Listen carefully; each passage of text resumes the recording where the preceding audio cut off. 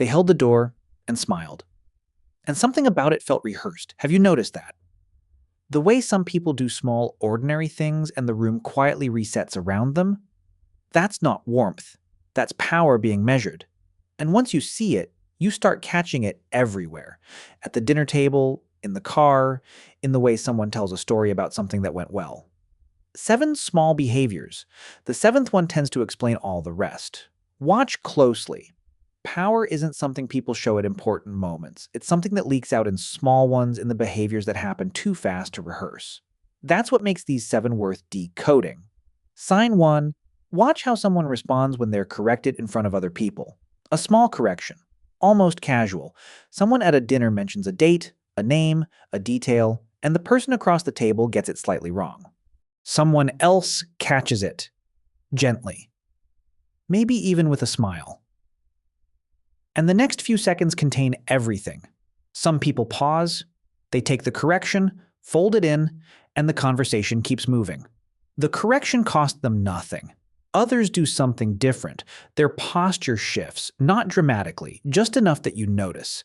Their voice gets half a note sharper. They may still smile, but the smile is doing something else entirely now. They rephrase what they originally said, adjusting the wording until it almost sounds like they were right all along. Somewhere underneath, a version of them is already composing, "I didn't say it wrong. I said it differently." The correction wasn't the event. Their response was the event, because power doesn't mind being wrong. It minds being seen being wrong, and the gap between those two things tells you almost everything. Sign 2. Pay attention to how someone treats the person who has nothing to offer them. A slow cashier at the grocery store. A neighbor's kid who asks a question with no good answer. The person at a gathering who clearly doesn't know anyone and keeps hovering near the food table, waiting for someone to make it easy. You've seen it. Someone with authority moves through these moments either with patience or with something more efficient.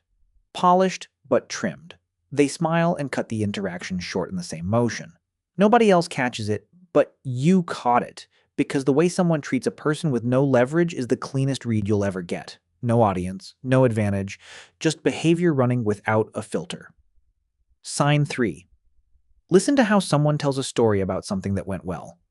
Some people reconstruct the win using "we." The idea came from a conversation. The execution was a group thing. Even the part that was clearly theirs gets shared without announcement. Others reconstruct the same kind of win differently. The details stay the same, the facts are all still there, but the center of gravity shifts. Somehow, by the end of the story, they're the one who saw it first, said it first, moved first, and nobody in the room corrects it because nothing they said was technically wrong. Calling it dishonest isn't quite the right word. Everything they said was accurate. The gravity of the story just got gently bent until everything orbited them. Some people hear that and think of the "we" person. Others picture the "I" person. Both readings are data. Sign 4. Watch what someone does when they're the only one in the room who doesn't know something. A family dinner. Someone mentions a name everyone else seems to recognize, and the one who doesn't know goes quiet for a beat. Some people ask, simply, without performance. Others nod along, murmur something like, right, of course, and steer the conversation somewhere safer before the gap becomes visible. The whole move takes about 4 seconds. Most people at the table don't notice a thing. Dasher Keltner, a psychologist at UC Berkeley, has spent years studying how power changes the way people process uncertainty.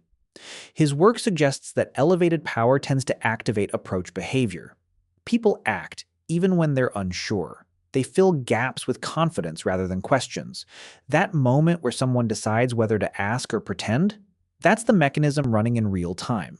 Susan Fiske at Princeton calls the two things people size up first warmth and competence. Which one someone protects in that 4-second window tells you which one they think keeps them in the room.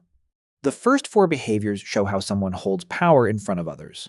The next 3 show what power does when no one's keeping score. The 5th behavior is one most people miss. Watch what happens to someone's voice when a plan changes. You're in the car, the restaurant is closed, or the route needs rerouting, or someone changed the timeline at the last minute. Most people adjust, but some people adjust with a shift you can hear, a half-degree drop in warmth, a flattening in tone that lasts maybe 2 seconds before they smooth it over. something quieter than anger, a reset they didn't expect to need. Adam Galinsky, a psychologist at Columbia, has studied how holding power tends to reduce the tendency to take other people's perspectives. The plan was theirs, and the change, even a small one, reminded them it wasn't. Sign 6. Notice how someone introduces a person who has less status. Two people standing together at a gathering, a third walks up. The way the introduction happens tells you something neither person planned to show. Some people elevate. They mention what the other person does, what they're good at, something specific. Others introduce with positioning. The name comes out, but the framing stays theirs. Think of it as a stage. No, closer to a mirror.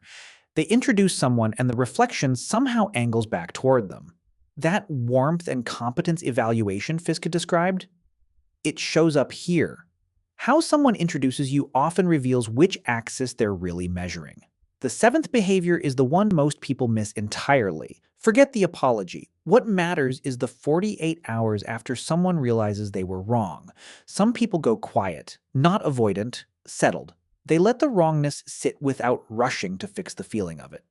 They bring it up again later, unprompted, without performance. Others do something more subtle. They overcompensate.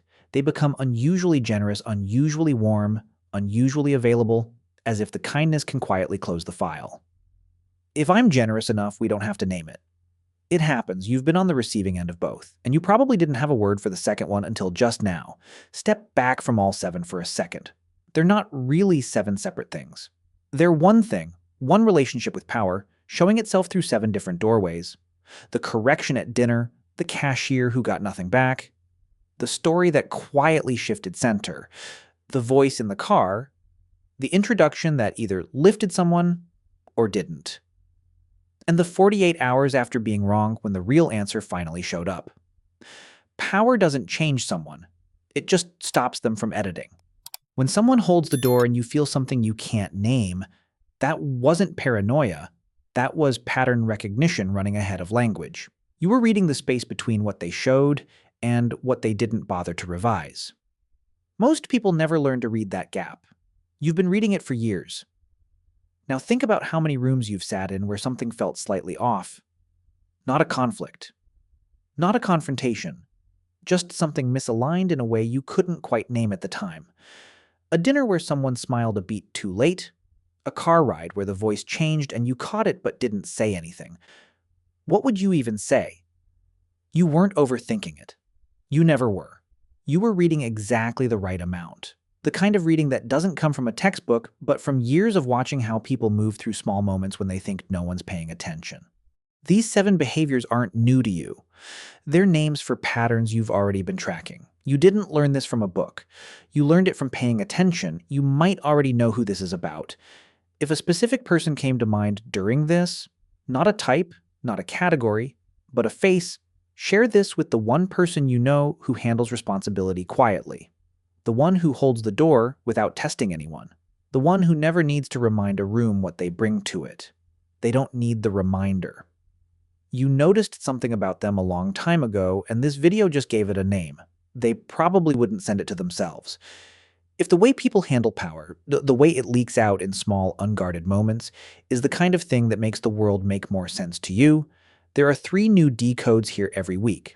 Every Wednesday, Friday, and Sunday, a new decode drops. Each one picks apart a different pattern, a different behavior most people walk past without stopping to check. Hit subscribe so the next one finds you. Until next time, stay observant.